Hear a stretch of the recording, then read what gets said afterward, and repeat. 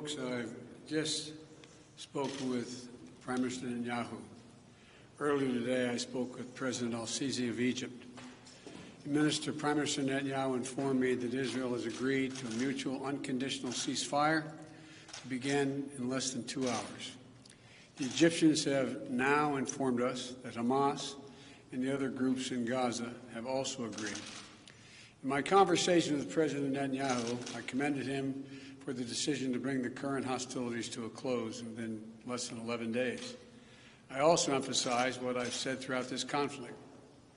The United States fully supports Israel's right to defend itself against indiscriminate rocket attacks from Hamas and other Gaza-based terrorist groups that have taken the lives of innocent civilians in Israel. The Prime Minister also shared with me his appreciation for the Iron Dome system, which our nations developed together and which has saved lives of countless Israeli citizens, both Arab and Jew. I assured him of my full support to replenish Israel's Iron Dome system to ensure its defenses and security in the future. Over the last 11 days, I've spoken with the Prime Minister 6 times. I've also spoken with President Abbas of the Palestinian Authority more than once and part of our intense diplomatic engagement.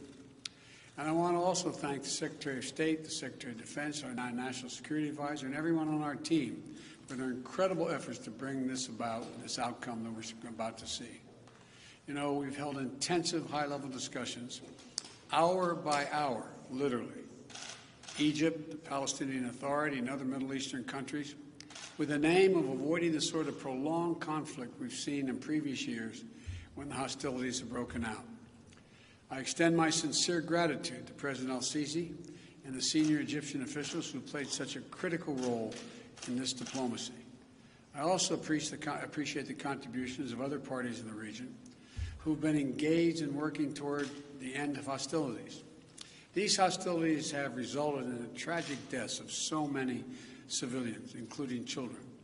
And I send my sincere condolences to all the families, Israeli and Palestinian, who have lost loved ones, and my hope for a full recovery for the wounded. The United States committed to working with the United Nations, and we remain committed to working with the United Nations and other international stakeholders to provide rapid humanitarian assistance and to marshal international support for the people of Gaza and the Gaza reconstruction efforts. We will do this in full partnership with the Palestinian Authority, not Hamas, Authority, in a manner that does not permit Hamas to simply restock its military arsenal.